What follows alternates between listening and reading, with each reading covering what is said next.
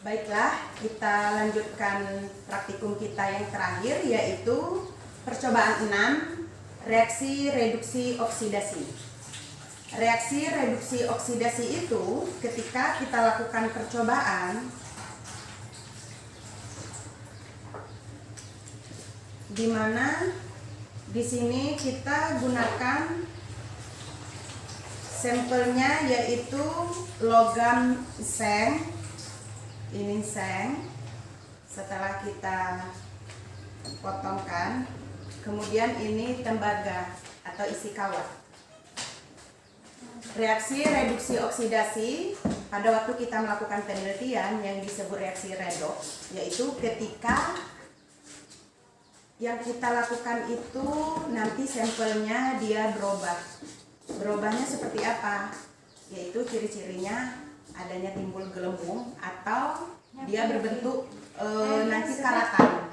Kalau dia berubah menjadi karatan atau adanya timbul gelembung, nanti dia terjadi reaksi redoks. Tapi ketika seng atau tembaga nanti, ketika kita masukkan ke dalam larutan yang kita siapkan, ternyata dia tidak berubah, tidak ada gelembung atau tidak ada berbentuk suatu karatan, maka dia tidak terjadi reaksi redoks. Ini bahannya yaitu tadi setelah seperti yang saya sebutkan, ada di sini tembaga, ada seng. Kemudian ada larutan CuSO4, asam sulfat di sini. CuSO4, tembaga sulfat maksud saya. Tembaga sulfat di sini. Ini tembaga sulfat. CuSO4, kemudian AgNO3 di sini. Ini AgNO3 berbentuk butiran. Kalau CuSO4 ini bentuk kristal berwarna ungu. Ini CuSO4 yang telah kita larutkan. Kita masukkan ke dalam gelas kimia di sini. Kemudian kita ambil CuSO4 tadi, kemudian kita larutkan dan kita bagi dua larutannya. Ini CuSO4. AgNO3 tadi dalam bentuk butiran seperti ini, kita ambil juga 1 molaritas ini. Kemudian kita bagi dua. Setelah kita larutkan, kita bagi dua ini untuk nanti Cu dan seng. Oke, ini seng yang tadi kita bagi dua, kita masukkan ke dalam pertama CuSO4, kemudian AgNO3. Oke. Diamkan beberapa saat. Kemudian kita lihat di sini sambil mengamati seng, kita lihat tembaga kawat kabel itu kita masukkan ke CuSO4 dan kita masukkan ke AgNO3. Kemudian kita lihat. Ini bisa dilihat pada seng di CuSO4 di sini. Timbulnya gelembung. Di sini bisa dilihat adanya gelembung, sedikit gelembung yang terjadi. Berarti dia mengalami reaksi redoks di sini ya.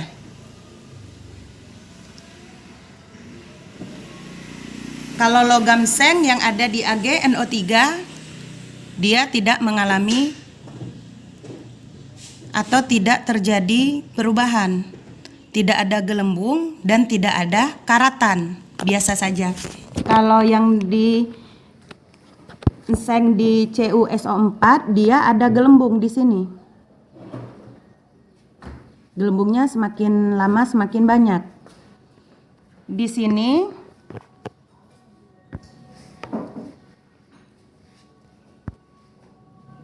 tembaga yang ada di AgNO3 bisa dilihat, dia tidak ada gelembung dan tidak ada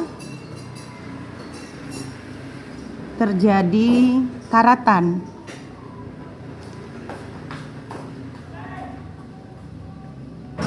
yang terakhir,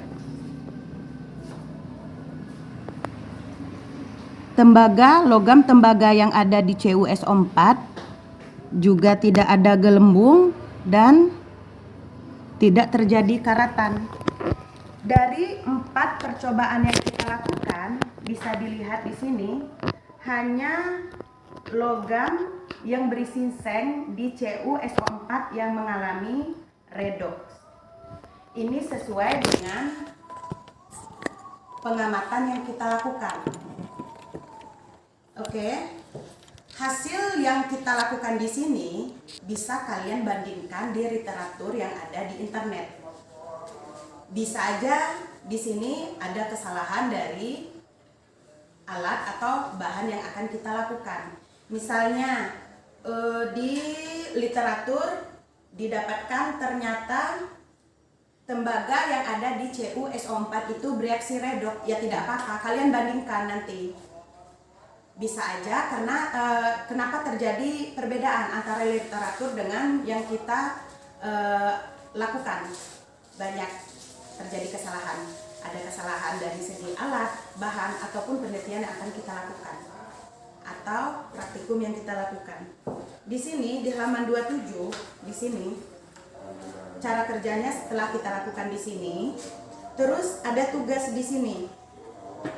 Reaksi yang terjadi pada percobaan. Ini ada 4 percobaan. Silakan kalian isi reaksinya. Di antara 4 tadi hanya 1 yang terjadi redoks. Yang kedua, jelaskan perubahan bilangan oksidasi. Ini kalian silakan cari di internet. Hasil ini kalian bisa bandingkan di internet. Kalau benar, kalau sesuai silakan kalian isi sesuai yang kita lakukan. Kalau berbeda tidak apa-apa. Tidak apa-apa berbeda. Mungkin banyak faktornya, faktor kesalahannya, bisa aja. Bahan yang kita lakukan mungkin bahannya tersimpan misalnya kurang terlalu lama, atau dari segi kita lakukan percobaannya. Oke? Demikian praktikum tentang redoks. Wabillahi taufiq wal hidayah. Wassalamualaikum warahmatullahi wabarakatuh.